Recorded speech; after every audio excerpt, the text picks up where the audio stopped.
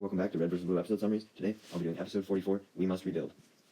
A new jingle plays at the start of some episodes as opposed to the original now, as the camera pans around the new location a bit, which looks desolate and empty. Griff yells, ranting to Simmons that someone must have destroyed the planet, blowing it all up, damning whoever did it to hell, calling them damn dirty apes in reference to Kingdom of the Planet of the Apes. Simmons, mildly annoyed by Griff's yelling, instructs him to calm down,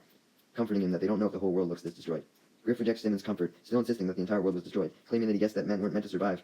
as a society. Simmons, more annoyed and adamant on his point, bitterly suggests exploring more than 2 square miles before jumping to any conclusions regarding the whole planet, which Griff simply continues to do, stating that nuclear weapons were definitely the cause of the planet's destruction, continuing that the explosions caused power outages that caused a failsafe to fail that released a super bacteria, leading Simmons to retort, "Oh, come on," at the sheer unlikelihood of Griff's assumption. Griff still continues, adding that the super bacteria created a huge plague that killed a whole bunch of people who rose from the dead 12 hours later to feast on human flesh, becoming zombies, concluding that a handful of gritty survivors from all over the world were able to keep the zombies, whom he called the radioactive, infected, at bay,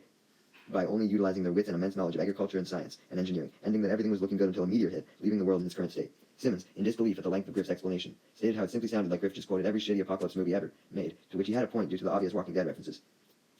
Tucker denied Simmons' statement, though, claiming that Hollywood didn't actually understand the apocalypse, since they thought that destroying only one thing from everyday life would change everything, as opposed to destroying everything, stating Road Warriors destroying gas and Waterworld destroying land as examples.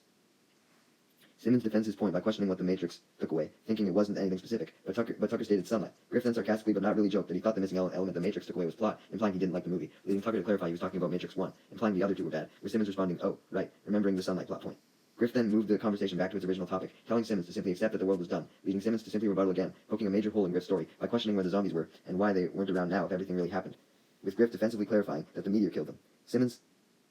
then questioned what happened to the super bacteria, with Griff having an answer for that as well, stating it was infected by an alien bacteria brought by the meteor and eventually wiped out by a massive bacteria-on-bacteria plague battle, which Griff admitted was very ironic. Simmons, finally hoping he found an indisputable hole, questioned why the Reds and Blues hadn't been infected by the new alien bacteria yet, with Griff reasoning that it only infected other bacteria, angrily asking if Simmons was even listening to him. Tucker, annoyed by both sides of this stupid conversation, bitterly asked if the Reds ever get anything done or just stand around and talk all day, figuring he already knew the answer, with Griff confirming, defending that they didn't get paid enough to do anything.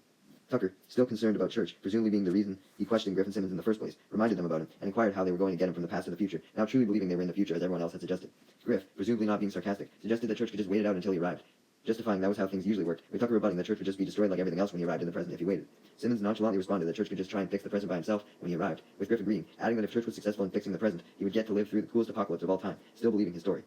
Sarge then walked up to Griff, Simmons, and Tucker, demanding for Griff and Simmons to get their asses, which he called keisters, over to him, implying he had something to show them.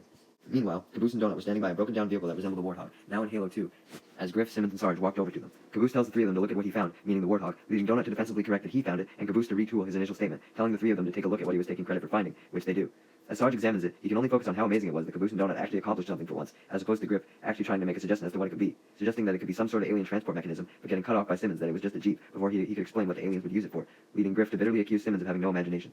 Sarge then clarified he was going to try and get the vehicle working, with Simmons questioning how when they had no spare parts for the repairs, also questioning what Sarge could use for fuel. Sarge, annoyed by the questions, actually stated that Griff was right for once, agreeing that Simmons really did have no imagination, implying he was going to get creative to fix it. Griff, likely shocked by the once-in-a-blue-moon compliment, thanks Sarge, with Sarge telling Griff to shut up, calling him a scumbag and assuring him they weren't having a moment. Tucker then joined everyone else by the warthog, greeting them and reminding them yet again that they needed to find church. Sarge, pissed by the constant reminders, bitterly claimed his belief that church was dead, calling Tucker's son, not literal, and questioning why he couldn't just give up hope, move on, and accept his death yet, with Tucker rightfully arguing that it's only been a couple of hours since he awoke and found out.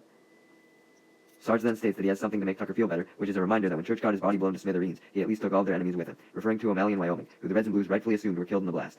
Meanwhile, on a beach area with a no swimming due to shark sign on the same planet as the Reds and Blues, Lopez had washed up from the water onto the sand, now missing his body, being only a head, and having a deeper voice due to the turbulence of the explosion. He repeated error, error, over and over in Spanish, warning that he could not feel his body as he shut down due to the water and damage. O'Malley, who had also survived the explosion and ended up on the beach, walked over to Lopez, evil laughing to the point of almost choking, and telling him not to worry, calling him his metallic friend as he assured him he would be up and about in no time, apparently being able to understand Spanish along with Doc, continuing the evil laugh.